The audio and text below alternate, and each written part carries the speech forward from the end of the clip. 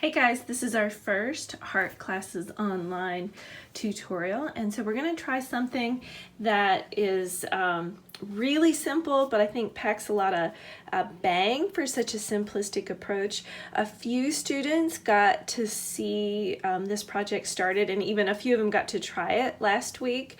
So it'll be review for some people, brand new for some other folks. But one thing I really love about this project is that you can take the simple idea and run with it with different colors. You could even have some little surprises in your picture. So I'm calling this worm tunnels, and I first saw this online from an art teacher in Germany. On Instagram, she's Art Room Brit. She called them worm tunnels, and so you're using just line and then color, and you're creating something that looks very three-dimensional, and it almost kind of looks like it could be moving. It's bulging in places, and those effects are, it's completely an illusion, and you're using the simple elements of line and color and value to create that illusion. I'm working very, very small, mainly so that I can work through it pretty quickly, but you could go much larger than this if you wanted to. So here is my first completed example, and then I did this just to show you how you could do some fun things with it. So to have some sort of a creature peeking out from behind these worm tunnels, for example. So I'll show you how you could incorporate that if you wanted to. So let's get started. You're gonna need white paper and a pencil and an eraser.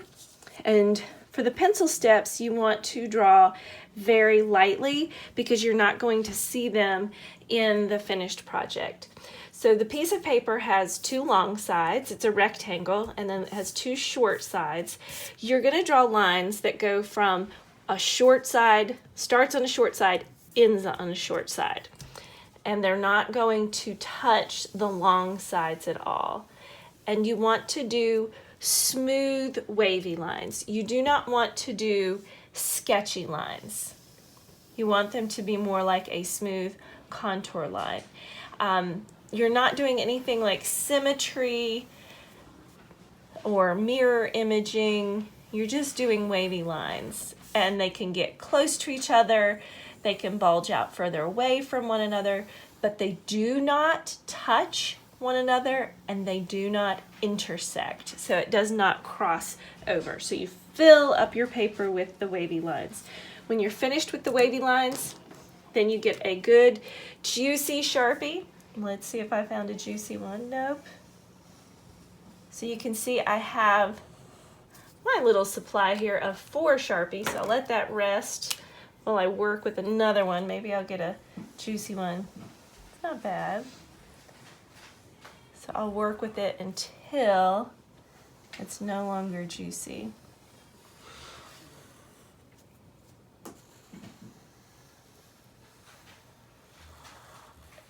And I'm actually veering off of my pencil lines a little bit, and I'm gonna erase them, so I'm not worried about it. Some of those lines got a little bit kinky looking, like kinked up, and so that's why I'm letting my marker line.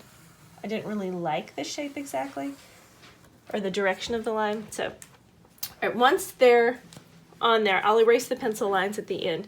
So now we're gonna do short curved lines. So let me pull my finished example back to you. I'm gonna do short curved lines, and you want to have a place on the worm tunnel where it seems to really bulge out at you. And so in order to get that effect, we're just going to do curved lines across each space that I've created. And in one place along the space, I'm going to have them bulge out where it's almost like it looks like sort of a football sort of a shape. So a line bulges this way and the opposite line bulges that way. And from this line up, all of the lines curve in that same direction. And from this side down, they all curve in that direction. With my paper vertical like this, I could even think of frown lines and smile lines. So I'm just going to go across my tunnels, and there's the frown line, there's the smile line. So it kind kind of makes a little bit like a football sort of suggestion. I tend to choose fat areas in my spaces to do these, but it's not required. You can get some different effects depending on where you put it. So I'm just gonna take these, every one of my spaces gets a frown line and a smile line. Frown line, smile line. Frown line, smile line. Frown line, smile line. So this line that curves in the frowning direction, everything above that has to go, it bends in that way. You could think it bends like a rainbow. It frowns. I'm going to go all the way up this shape, filling this whole space. So I divided the paper up with the element of line, and I made shapes or spaces using line, and now I am repeating lines, so I'm using repetition. Oh, so from here down, these are the smile lines, and so from there all the way down that space, they're all going to be smile lines. Now these lines can be closer together or further apart. So I go to the next area, these all bend down, and you can see I could have them really close together. And then I could start spacing them apart. So I'm creating a rhythm, I'm creating a pattern through repetition. So I'm just gonna go through these. I'm gonna fill up every one of these spaces.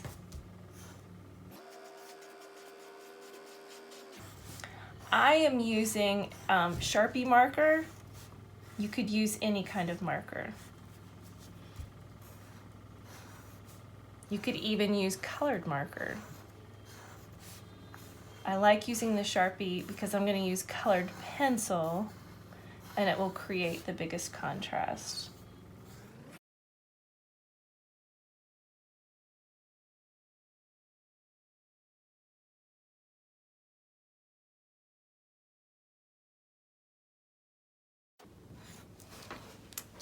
Okay, so now you can turn this in any direction, but you can just get that idea of it's bulging out, it's almost wriggling. There's just a lot of visual movement to the design. So next I'm going to use colored pencils. I really like colored pencils for the color step because it's so easy to get this value. So for the colored pencils, let me choose something that's got a pretty good contrast that you can see it. I think the purple, one of the purpley colors were pretty good with contrast. So what you're going to do is here at the outer edge, I'm going to push pretty hard, and then I'm going to come into the tunnel and I'm going to lift up on the colored pencil so it gets lighter. It gradually gets lighter. You can always go back and layer it and push harder on the edge.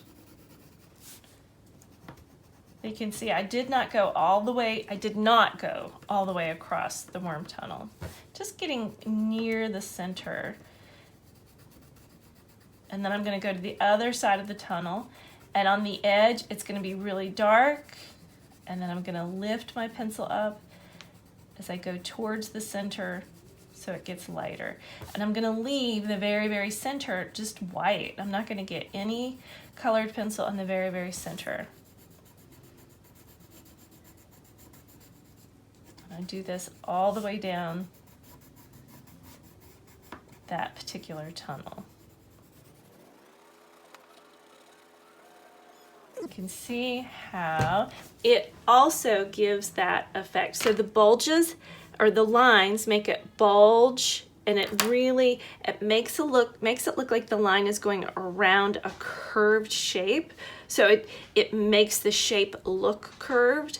And then with the value, the lightness and the darkness of the color, it accentuates that curved effect of that particular tunnel. So I'm just going to go through and add colors through the whole thing. Now you can do a tunnel one color all the way down.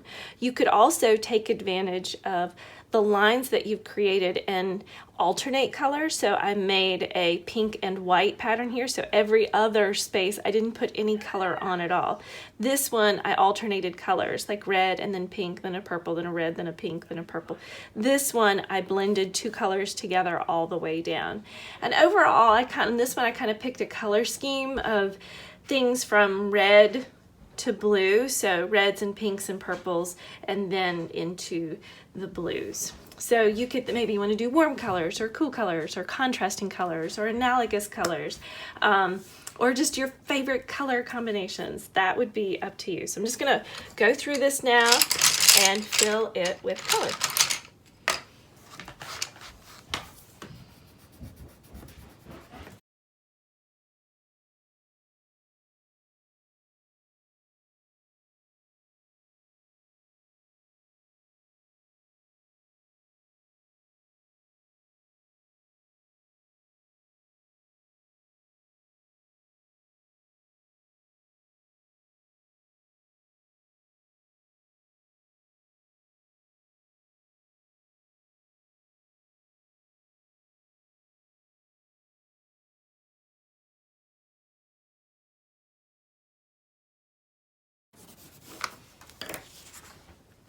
Okay, as you can see, I chose to do Roy G. Biv, this color spectrum on these worm tunnels. And you may have picked up on a mistake that I made. After I did all of everything in Sharpie, I should have erased my pencil lines. I picked up on it about when I was doing orange, and it was too late to erase at that point. So I really like the Roy G. Biv effect. I really like that with these pictures, you can display them in any of the four directions. You get to pick which one you think is best. I think I might like that one. Okay, so if you want to do a little critter of some sort in your picture, then the way that you would do that is the same steps with the wavy lines that go across. And remember, they don't touch, they don't intersect. Before you do the Sharpie, that's when you would draw the extra things that you want peeking out. So if you want something like it's peeking out between two tunnels, then one of the lines would be your edge. So let's say you want, I don't know, I'm just going to do a little creature of some sort. We've been doing cats. It looks kind of like an alien. You could have a cat peeking out from there, and then you would erase.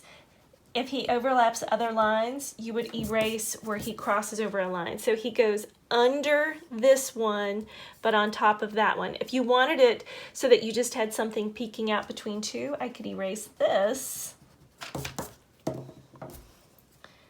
and just have him peeking out like that. Now he's between the two worm tunnels. And maybe I could have the bulges here for these two, and then maybe the bulge on this one way over here.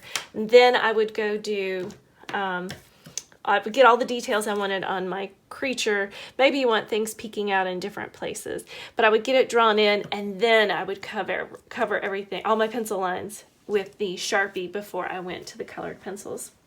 So there is your first heart lesson online, worm tunnels. Have fun with it. Let me know what you do. I want to see pictures. Have your parents text pictures of your creative endeavors to me. I'd really like to see what you do with worm tunnels. Miss you guys, and hope to see you soon. Bye.